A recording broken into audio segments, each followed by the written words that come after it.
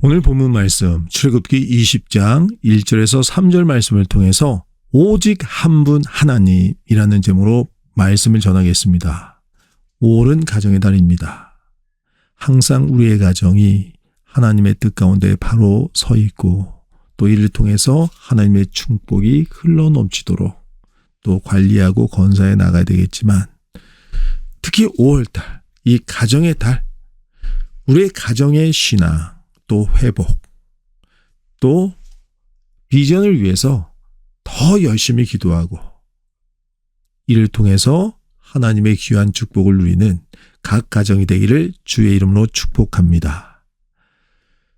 얼마 전에 간만에 기분 좋은 뉴스를 하나 접했습니다.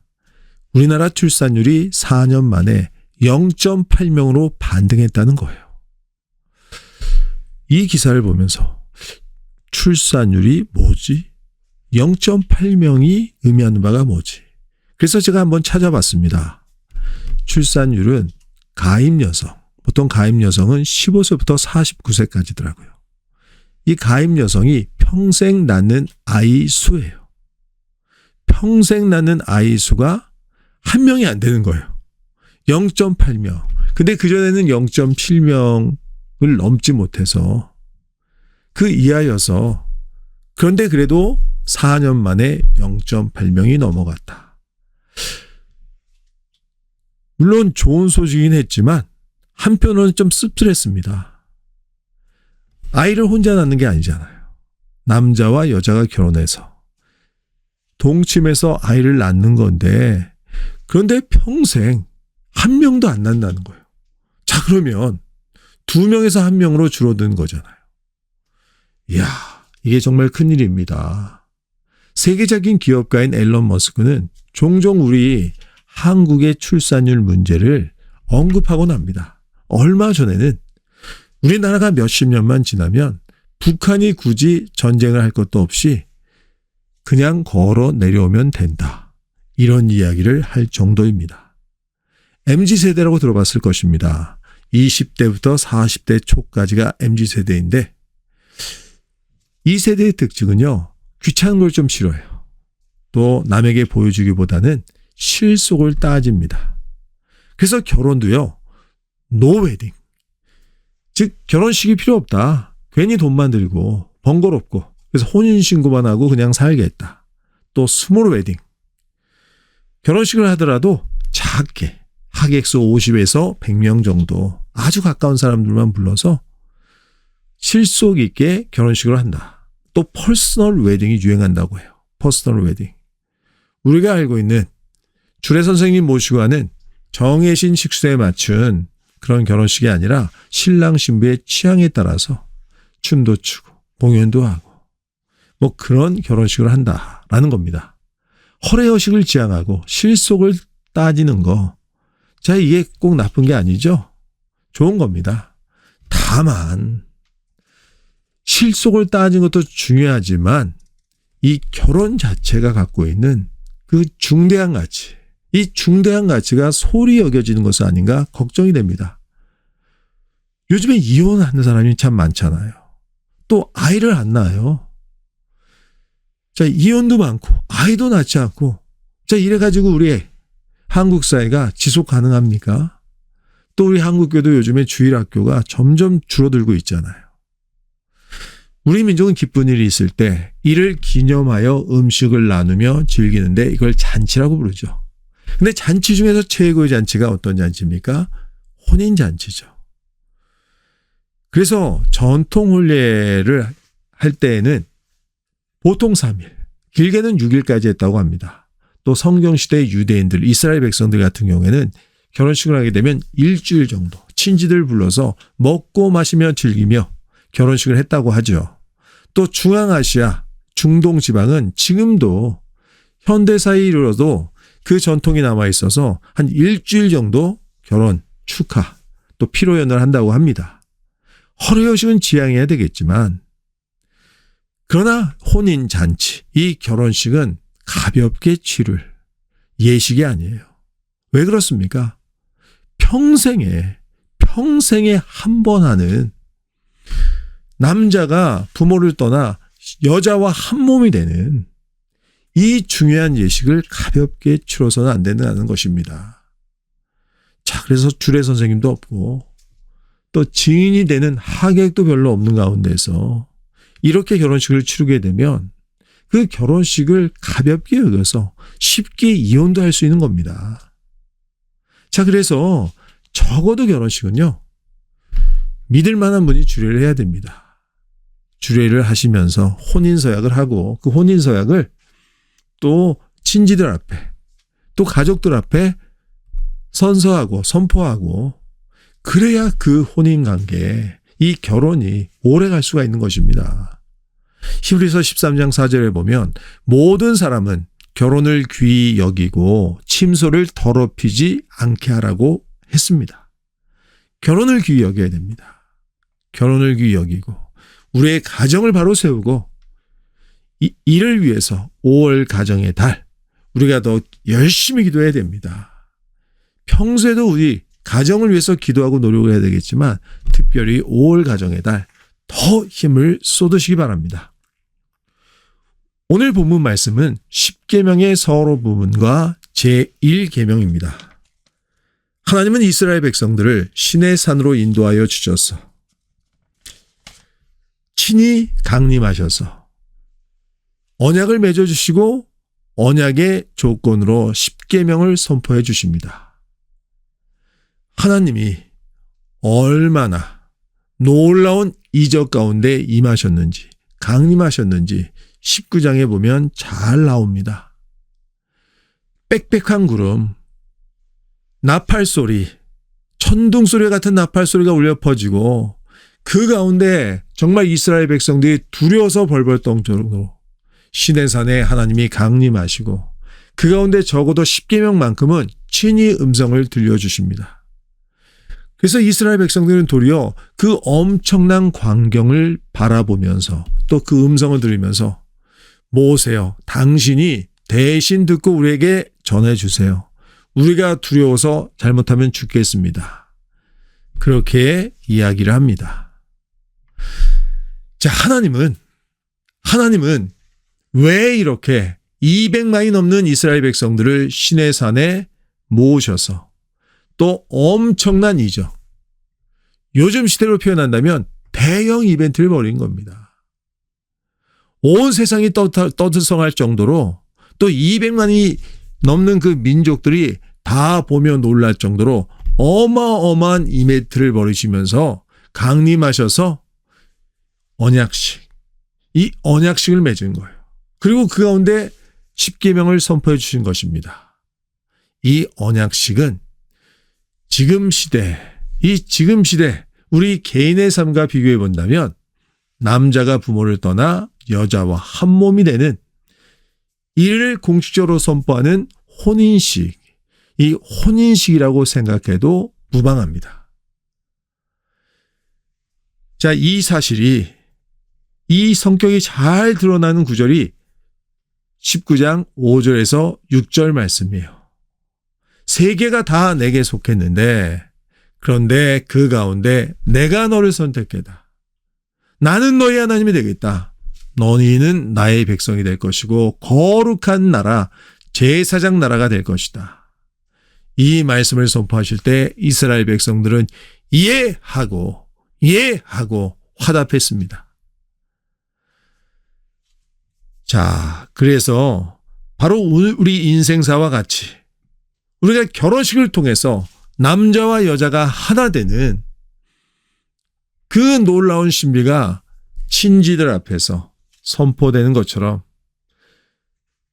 바로 하나님이 시내산에 이스라엘 백성들을 불러 모으셔서 엄청난 이벤트 가운데서 10계명 그리고 이어서 나오는 율법을 선포하신 사건, 이것은 언약식, 나는 너희 하나님이 되고 너희는 나의 백성이 될 것이다. 바로 이 사실을 확증하는 놀라운 역사였던 겁니다. 자, 그래서 이스라엘 백성들은 일단 언약의 대상자이지만 또 그와 함께 언약의 증인이기도 했어요. 즉, 이 언약은 당시 출애굽 1세대에게만 해당되는 언약이 아니라 그 후손들에게까지도 해당이 되는 바로 그런 언약이었던 것이죠. 그러기에 그들은 그 200만이 넘는 민족들은 다 이 언약에 대한 증인인 거예요. 그래서 40년 뒤에 모세가 신명기 5장 24절에 이렇게 말합니다. 우리 하나님께서 그의 영광과 위엄을 우리에게 보이시며 불 가운데 나오는 음성을 우리가 들었고. 자, 결혼식, 언약식. 자, 허례허식을 지향하는 것은 옳은 일이겠지만 그렇다고 이 결혼식의 중요한 가치를 소홀히 여기는 것은 잘못됐다 제가 말씀드렸죠. 하나님이 왜 굳이 엄청난 이벤트 가운데 이 땅에 강림하셨습니까? 그것은 이 언약이 영원토록 확실히 굳게 맺어진 것이고 하나님도 그 언약을 지킬 것이니 너희도 그 언약을 지켜서 이 언약이 깨지지 않게 하라. 바로 이 일을 확증하고 또 200만이 넘는 이스라엘 백성들이 이 언약의 증인이 되도록 하나님이 이렇게 강림하신 것입니다. 자, 그래서 오늘 본문 말씀 일단 10계명의 1계명까지 보겠는데 이 10계명은 혼인서약이라고 할 수가 있어요. 혼인서약. 이 언약식의 중심에 10계명이 있어요. 이후에 나오는 율법이 있는데 결국 율법은 이 10계명을 삶을 통해서 또 이스라엘 민족 그 사회 가운데서 실현하는 구체적인 법률에 해당되는 겁니다. 자, 그래서 이 10계명을요. 법률적인 관점에서 보게 된다면 이 10계명은 우리나라 법체계에서 헌법에 해당돼요. 헌법. 이 헌법은 우리나라 건국 이념이 담겨 있고 또 그 세부 법률들, 민법, 상법, 형법, 여러 가지 법률들이 있잖아요. 그 모든 법률 체계들은요, 결국 이 헌법의 정신을 구현하는 것들이거든요. 바로 10계명과 율법이 이런 관계를 가지고 있는 겁니다. 그런데 이 10계명을 무엇보다 이 언약의 관점에서 바라볼 필요가 있습니다. 그리고 그 언약의 관점에서 바라볼 때 이 10계명은 조금 전에 말씀드렸던 것처럼 혼인서약에 해당되는 겁니다. 혼인서약. 나는 너의 하나님이 되고 너희는 나의 백성이 될 것인데 여기에는 지켜야 될 이 언약의 조건이 있는데 그 언약의 조건이 바로 10계명이라는 겁니다. 자, 그래서 이스라엘 백성들이 시내산에서 하나님과 맺은 언약을 행위 언약이라고 보통 부릅니다. 이 행위 언약에 그 먼저 된 것은 바로 선악과 언약을 예로 들 수 있는데 이 선악과 언약도 하나님과 인류의 대표인 아담이 언약을 맺었는데 이 언약은 하나님이 조건으로 제시하신 선악과를 따먹지 않아야 유효합니다. 깨지지 않습니다. 바로 그와 같이 이스라엘 백성과 하나님이 맺은 언약은 10계명, 이 10계명으로 대표되는 율법을 지켜야 됩니다. 율법을 지켜야 이 언약이 깨어지지 않고 또 그 가운데 이스라엘 백성들은 가나안 땅에 살 권리와 또 그 가운데서 하나님이 내려주신 축복을 누릴 그 은혜를 입게 되어 있는 것입니다. 지금 시대를 은혜의 시대라고 이야기하죠. 왜 은혜의 시대입니까? 과거 이스라엘 백성들은 친히 하나님의 강림하심 또 그 음성도 경험했지만 그들은 하나님과 행위 언약을 맺었어요. 즉 10계명을 지켜야 됐죠. 자, 그런데 우리는 어떻습니까? 우리는 예수 그리스도의 거룩한 보혈, 그 살과 피의 언약. 그래서 예수님께서 우리의 모든 죄를 위해서 친히 화목제물이 되어주셨기 때문에 우리의 행위와 상관없이 우리가 예수님을 나의 구주 나의 하나님으로 영접할 때 하나님과 영원한 언약 관계에 들어가게 된 것입니다. 그 언약은 깨어질 수 없는 언약이기 때문에 예레미야서 보게 되면 영원한 언약이라고 부릅니다. 자, 그렇기 때문에 우리가 은혜의 시대에 살아가고 있는 것이에요. 제가 처음에 MZ세대에 대해서 말씀드렸는데 이 MZ세대가 혼인서약에 있어서도 독창적인 아주 번뜩이는 아이디어를 많이 냈다고 이야기를 합니다. 우리가 보통 생각하는 혼인서약은 우리가 알고 있는 거 한번 이야기해 보시기 바랍니다. 보통 주례 선생님들이 신랑 신부는 검은 머리가 파뿌리가 될 때까지 서로 사랑하겠는가? 그러면 신랑 신부가 예, 그러겠습니다. 하객들 앞에서 선언을 하죠. 자, 그런데 MZ세대 같은 경우에는 이런 혼인서약도 아주 재밌게 바꾼다고 이야기해요. 제가 몇 가지 예를 한번 읽어드리겠습니다. 치약을 중간부터 짜거나 야식 흔적을 남겨도 깊은 한숨 대신 따뜻한 눈웃음으로 대신하겠습니다. 재밌죠? 당신의 비상금을 찾아내더라도 모른 척 넘어가 주는 센스 있는 아내가 되겠습니다. 당신의 게임 아이템 구입이나 취미 생활을 존중하며 가끔은 저도 함께 즐기는 쿨한 짝이 되겠습니다. 요즘 젊은 세대들은 이 게임을 하는 게 또 삶의 일부분이거든요. 또 하나 읽어드리겠습니다. 아내가 화났을 때는 이유를 묻기보다 아내가 좋아하는 초코 케이크를 먼저 대령하겠습니다. 우리 MZ세대의 위트와 또 지혜가 또 담겨 있죠. 특히 네 번째로 제가 읽어드렸던 거. 아내가 화났을 때는 이유를 묻기보다 아내가 좋아하는 초코 케이크를 먼저 대령하겠습니다. 아주 지혜로운 행동입니다.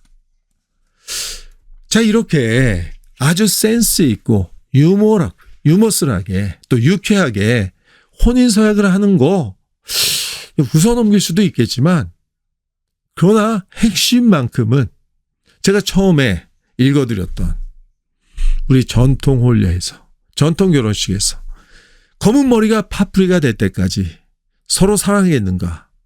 근데 이게 핵심이에요. 이게요. 이게 없으면 안 됩니다. 즉 결혼을 한 번 해야 되는 거예요. 평생 한 번 해야 되는 거예요. 결혼을 통해서 남자와 여자가 한 몸이 되는 거예요. 이게 혼인서약에 빠져서는 안 되는 것이죠. 하나님은 이스라엘 백성들과 영원한 언약을 맺기 원했습니다. 물론 구약시대의 이 언약은 조금 전에 제가 말씀드렸던 것처럼 십계명으로 대표되는 율법을 지켜야 돼요. 언약의 조건을 서로가 지켜야 되는데 당연히 하나님은 항상 신실하신 분이죠. 그런데 다만 누가 그 언약의 조건을 깨트립니까? 이스라엘 백성들이 깨트리는 것이죠. 자, 그런데 이렇게만 이야기하면 우리의 마음속에 이유를 알 수 없는 반항심, 불만이 생깁니다.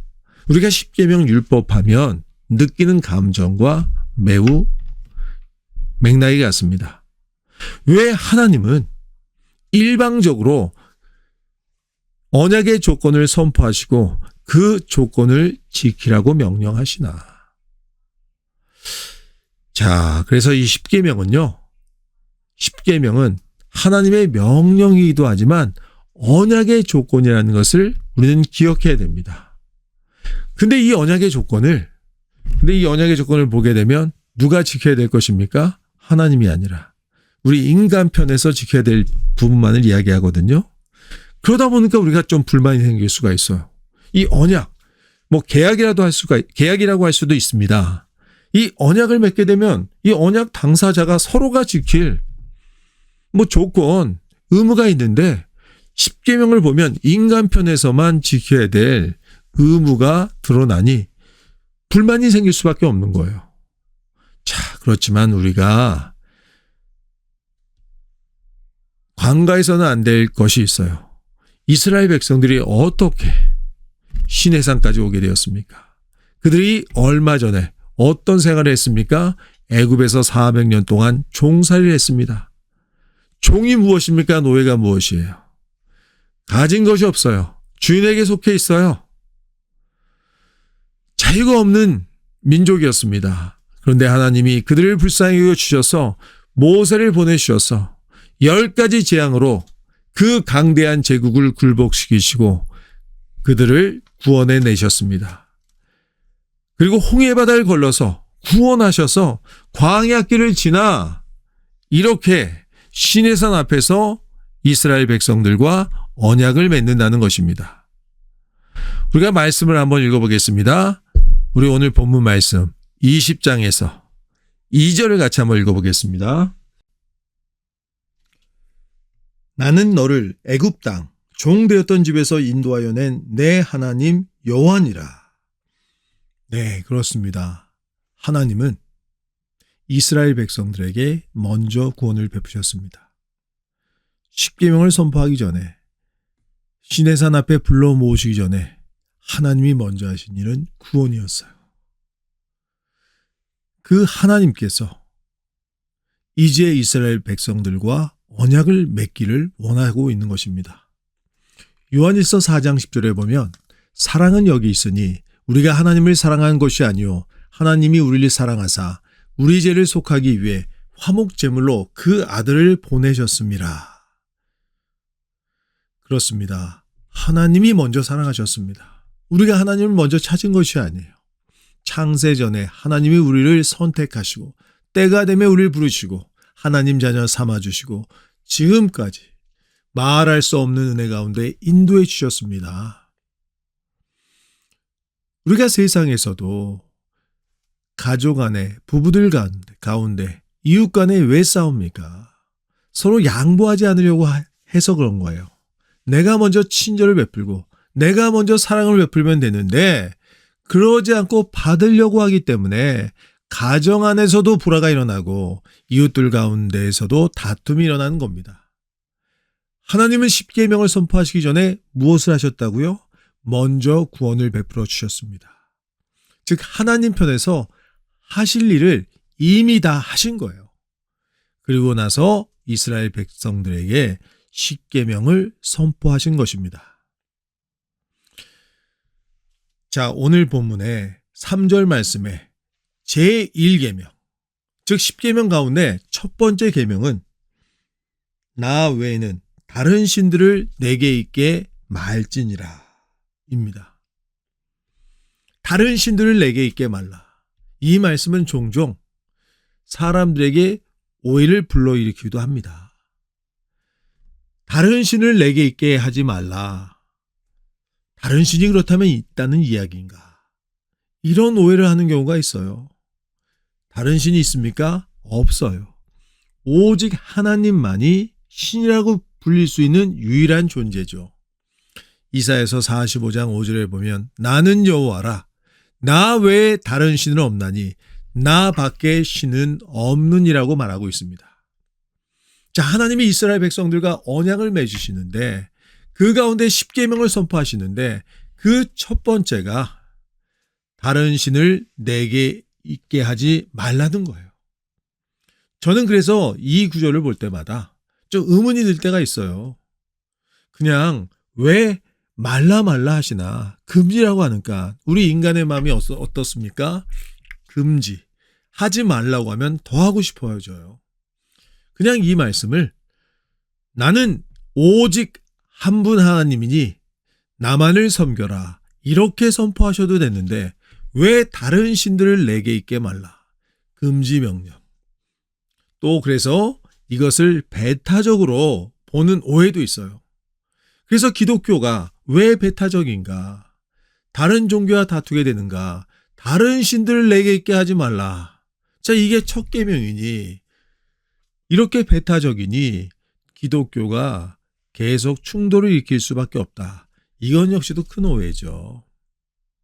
자, 제1계명은 무엇보다도 이 세상 가운데 그만큼 우상 숭배가 팽배하다는 그 현실을 드러내주고 있는 계명의 말씀이에요. 이스라엘 백성들이 얼마 전에 애굽을 탈출해서 나왔는데 당시의 이집트에는 1500개가 넘는 우상이 있었다고 이야기를 합니다. 최고의 신은 태양신 라인데 그 그 외에도 수많은 신들이 이집트에 있었어요.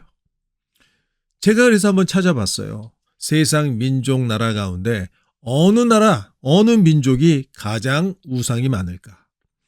1위가 어딜까요? 인도입니다. 인도. 3억 3천만이 된다고 얘기해요. 기가 막히죠? 2위는 어딜까요? 네, 여러분들이 잘 알고 있듯이 일본입니다. 일본은 800만 정도 된다고 해요. 800만. 하여간 인도도 그렇고 또 일본 같은 경우에는 자연 만물, 조상, 유명한 인물, 또 현대사에 이르러서 가전제품까지도 다 신이 된다는 거예요. 그래서 800만이라고 하지만 점점 늘어나고 있어요. 일본 영화, 공포영화 가운데 링이라는 영화가 굉장히 유명했죠. 이 링의 귀신이 어디서 기어나옵니까? TV에서 기어나오잖아요. 자, 하여간 일본은 이렇게, 또 인도는 이렇게 많은 우상을 섬기고 있는데, 자, 그렇습니다. 이렇게 온 세상이 우상 숭배에 빠져 있으니 하나님은 제1계명에 다른 신을 내게 있게 하지 말라. 즉 다른 신이 있습니까? 없습니까? 없어요. 여호와 하나님 밖에는 다른 신은 없는데 하나님과 다른 신을 겸하여 섬기지 말라. 바로 온 세상에 팽배한 우상 숭배의 이 처참한 현실을 그 배경에 깔고 있는 하나님의 명령의 말씀이에요. 그리고 무엇보다도 하나님이 제가 좀 전에 말씀드렸던 것처럼 하나님은 오직 한 분이니 하나님만을 섬겨라. 이렇게 긍정적인 메시지를 주셔도 되는데 하지 말라. 꼭 다른 신을 내게 있게 하지 말라라는 이 말씀을 주셨는데 여기에는 바로 이 명령, 시작이 되는 첫 계명에 있어서 하나님과의 올바른 관계를 맺는 것, 그 출발점이 오직 한 분 하나님, 그분을 섬기는 데 있다는 것. 즉 관계적 측면에서 이 계명이 주어졌다는 것을 우리가 기억해야 됩니다. 우리 장로교회의 시조라고 할 수 있는 칼빈 선생님은 출애굽기 주석에서 이렇게 표현하고 있습니다.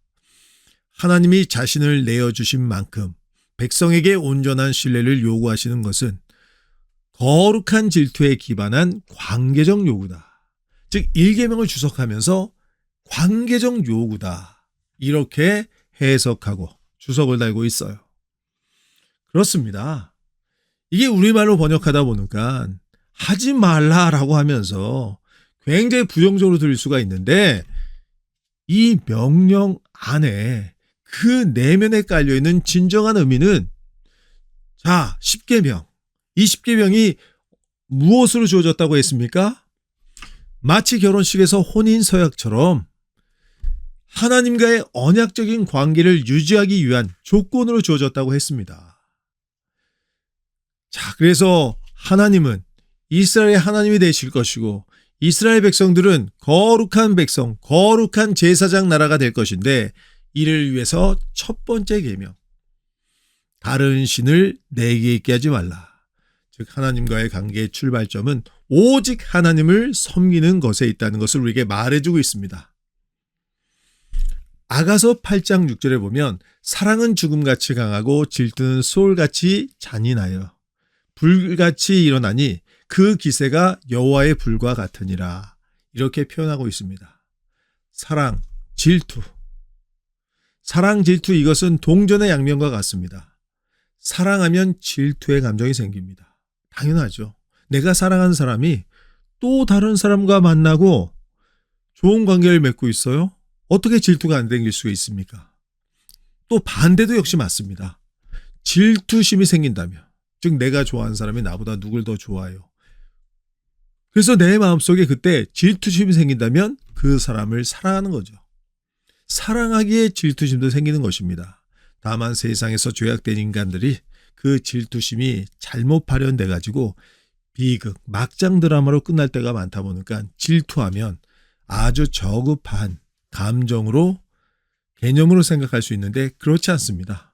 사랑, 질투 이 두 가지가 같이 가는 거예요. 칼빈이 이야기했던 것처럼 거룩한 질투에 기반한 관계적 요구다. 이것이 바로 제1계명의 핵심인 것입니다. 부부관계도 생각해 보십시오. 부부는 남자가 부모를 떠나 여자를 만나서 한 몸이 돼요. 한 몸이 되어 있는데 다른 존재가 끼어든다. 이 관계가 유지될 수 있습니까? 유지가 될 수 없는 거예요. 세상에서도 이혼할 때 보면 성격 차이다. 여러 가지 이유도 되지만 결국은 다른 남자, 다른 여자가 생겨서 그렇게 되는 거예요. 그래서 예수님도 이혼을 이야기할 때 음란의 문제, 간음의 문제가 아니면, 그 말을 바꿔서 얘기한다면 간음의 문제 같은 경우에는 이혼할 수도 있다고 말씀해 주고 있는 거예요. 물론 간음의 문제가 있더라도 할 수 있거든 용서하시기 바랍니다. 무조건 깨버리지 마시기 바랍니다. 하여간 하나님 앞에 선 사람들 범죄하면 하나님이 다 징계하고 심판하십니다. 자, 그래서 언약의 조건, 그 첫 번째 출발점이 다른 신들을 내게 있게 하지 말라. 이 계명이 진정으로 의미하는 바는 하나님의 거룩한 질투에 기반한 관계적인 요구다. 이것이 바로 핵심인 것입니다. 제가 보면요, 일본, 인도 둘 다 다신론 문화를 갖고 있어요. 자, 그러다 보니까 이분들, 일본 사람도 그렇고 인도 사람들도 그렇고 만나보고 대화해 보면 좀 모호해요. 왜 그러냐? 그들의 다신론 풍습에 기임한 바가 큽니다. 다신론이 뭘 얘기합니까? 진리가 있는데 그 진리가 그 도달하는 데 여러 가지 길이 있다. 그것이 바로 그 밑바닥에 깔려 있어요. 그러다 보니까 그 생각과 여러 가지 사고방식, 행동이 모호한 것입니다. 자, 그에 반해서 우리 민족은 그렇지 않죠. 제가 여담으로 한 가지 말씀드리면 존 로스 선교사님이라고 우리나라 최초의 한글 성경 누가복음을 번역하신 분이 있어요. 근데 존 로스 선교사님이 우리 한국 땅에 들어오신 것이 아니라 원래 중국 선교사로 동북지방, 중국의 동북지방에 가 있다가 거기 중국을 왔다 갔다 하는 행상들, 조선인 행상들을 불러 모아서 또 개종시켜서 성경을 번역하게 한 겁니다. 근데 존 로스 선교사님이 남긴 말 가운데서 이런 말씀이 있어요. 즉, 조선인은 솔직하고 또 학문을 사랑하고 진리를 탐구하는 성격이고 소박해서 바로 그 부분이 중국인들과 일본인들과 달라서 아마 조선에 복음이 전파되면 그 어느 나라보다도 빨리 복음이 전파될 것이다. 그렇게 예언했다고 합니다. 정말 그 통찰력, 예언이라고 할 수 있는데, 자, 그 통찰력이 대단하죠. 그렇습니다.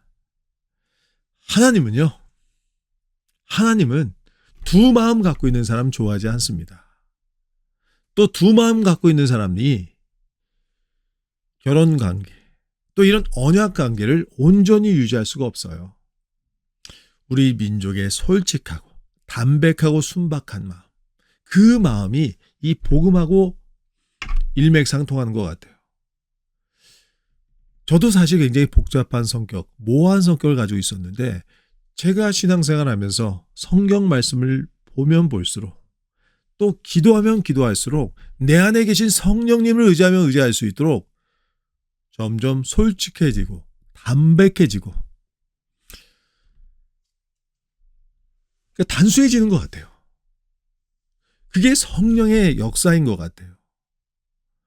우리 가운데 계신 성령님 바로 그런 분이기 때문에 우리도 그와 같이 변하는 것 같아요. 예수님의 말씀처럼 예면 예, 아니면 아니라고 해야 되는 거지. 이것도 아니고 저것도 아니고. 우리 신앙생활 하는 데 있어서도 하나님을 섬긴다고 하면서 마음속에 다른 우상으로 가득 차 있다. 그것은 하나님을 섬기지 않는 것과 매한가지인 것입니다. 하나님을 섬기는 데 있어서, 이웃을 사랑하는 데 있어서, 또 가정 안에서 부부 가운데 남편 아내를 대하는 데 있어서, 자식을 대하는 데 있어서 솔직하고 담백해야 됩니다. 두 마음을 품어서는 안 됩니다. 마지막으로 우리가 생각해 봐야 될 것이 무엇이냐? 제1계명. 오늘은 제1계명만 함께 은혜 나누는데 사실 이 1계명은요. 정말 쉬운 계명이에요. 정말 쉬운 계명. 우리가 하지 말라고 하니까 굉장히 스트레스를 받으면서 일계명을 보게 되는데, 사실 생각해 보십시오. 한 분 하나님만 섬기는 게 힘든 일입니까? 800만, 3억 3천만의 신을 섬기는 게 더 힘든 일입니까? 3억 3천, 800만의 신을 섬기는 게 더 힘든 일 아닙니까? 여러 신이 아니라 오직 한 분 하나님, 그분만이 참 신이라고 할 수 있는데, 그분 하나님만을 섬기라고 하는데 그게 뭐가 힘든 일입니까? 자, 지금 미국과 이란이 전쟁을 벌이고 있죠. 그런데 트럼프 대통령이 지금 어떻게든지 더 크게 전쟁을 벌이지 않고 협상에서 끝내려고 하는데, 힘들어하는 게 뭡니까? 협상의 상대가 누구인가 명확하지 않아서. 자, 원래 헤메네이라는 지도자가 있었는데 폭격을 받아서 죽었습니다. 그리고 여러 유력한 자들이 이제 폭격으로 죽고 나니까 4분 5일 있는 거예요. 이쪽하고 협상하면 저쪽에서 또 반론을 제기하고, 자, 협상의 상대가 명확하지 않으니까 힘들어하는 거잖아요. 자, 그렇습니다. 한 분 하나님 섬기는 일, 뭐가 어렵습니까? 정말 쉬운 일 아니겠습니까? 사실 십계명과 율법이 그래요. 십계명만 한번 생각해 보시기 바랍니다. 살인하지 말라, 간음하지 말라. 당연한 거 아닙니까? 안식일에 쉬어라. 안식일에 쉬지 않으면 일주일 내내 일해야 되는데, 쉬는 게 어려운 일입니까? 쉬지 않고 일하는 게 어려운 일입니까? 당연히 쉬지 않고 일하는 게 힘든 일 아니에요. 그런데 하루 쉬라는 거예요. 선악과 언약도 역시 마찬가지입니다. 동산에 너무나도 실과가 많은데 그 가운데 하나만 먹지 마라. 그게 뭐가 힘든 일입니까? 전혀 힘든 일이 아니에요. 그렇습니다. 전혀 힘든 일이 아니죠. 우리 같이 말씀 한 구절만 찾아보겠습니다. 우리 신명기서 30장 11절 한번 찾아보세요. 30장 11절. 자, 우리 한번 같이 읽겠습니다. 내가 오늘 내게 명령한 이 명령은 내게 어려운 것도 아니요 먼 것도 아니라. 여기 보면 뭐라고 말합니까? 하나님이 주신 명령이 결코 어려운 것이 아니에요. 멀리 있는 것도 아닙니다.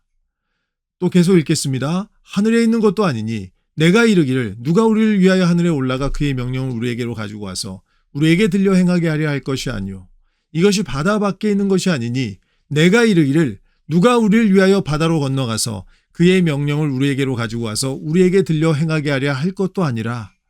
그렇습니다. 하나님의 명령은, 하나님이 십계명을 선포하셨는데 하늘에 올라가서 별을 따고 오라는 그런 어려운 명령이 아니에요. 바다 밖에 멀리 가서 진귀한 보물을 찾아오라는 임파서블한 미션이 아니에요. 그래서 14절에 보면 오직 그 말씀이 내게 매우 가까워서 내 입에 있으며 내 마음에 있은즉 뭐라고 말합니까? 내가 이를 행할 수 있느니라. 내가 이를 행할 수 있느니라. 하나님이 우리에게 지키지 못할 명령 가지고 우리를 압박하시면서 겁주신 분이 아닙니다. 하나님이 뭐가 부족해서 우리와 굳이 언약을 맺으시면서 이것저것 요구하시겠습니까? 처음 말씀드렸던 것처럼 관계적인 요구입니다. 하나님이 거룩하니 너희도 거룩하라. 거룩한 하나님과 교제하고 또 그 축복을 누리기 위해서 필요한 것들을 말씀하고 있는 것입니다. 그리고 그 명령이 결코 어려운 것들이 아닙니다. 우리가 보통 율법이라고 하면 이 십계명부터 율법에 담겨져 있는 하나님의 거룩함, 그 본질에 입각해서 생각해 볼 때 우리의 의가 결코 하나님께 다가갈 수가 없습니다. 저 하늘 높이에서 땅을 내려다보는 것처럼 우리 인생이 아무리 의롭다고 할지라도 하나님 앞에서는 아무것도 아닌 것이에요. 그러기에 우리는 무엇이 필요합니까? 거룩한 보혈, 우리의 대속자 예수 그리스도가 필요한 것입니다. 자, 그런데 언약적 측면에서 주신 율법들, 이 율법의 말씀들은요, 지키지 못할 법들이 없어요. 살인하지 말라, 간음하지 말라. 다른 사람도 아니라, 여러 사람도 아니라 하나님, 창조자 하나님 그분만이 참 신이라고 부를 수 있는데 그분만 섬겨라. 그게 뭐가 어려운 명령입니까? 어렵지 않은 명령이에요. 자, 그래서 율법은 지킬 수 있어요. 언약적인 차원에 주신 십계명은 지킬 수 있는 거예요. 이제 나중에 차차 설명하겠지만 율법 안에는 처벌법이 있고 제사법이 있어요. 자, 이스라엘의 역사를 통해 보면 이스라엘 백성들이 율법을 100% 철저히 못 지켜서 징계받고 멸망당한 게 아니에요.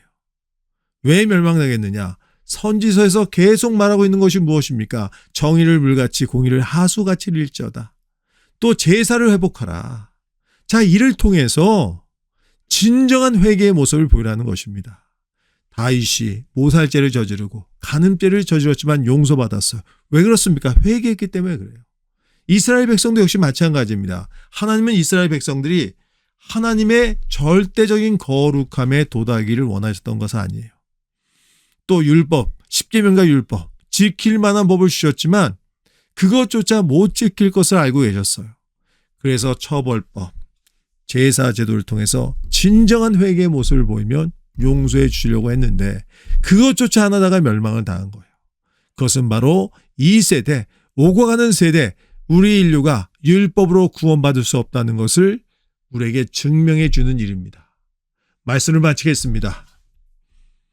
5월은 가정의 달입니다. 그래서 특별히 오늘 10계명 그 1계명 또 서론 부분을 다루면서 가정과 관련돼서 말씀드렸습니다.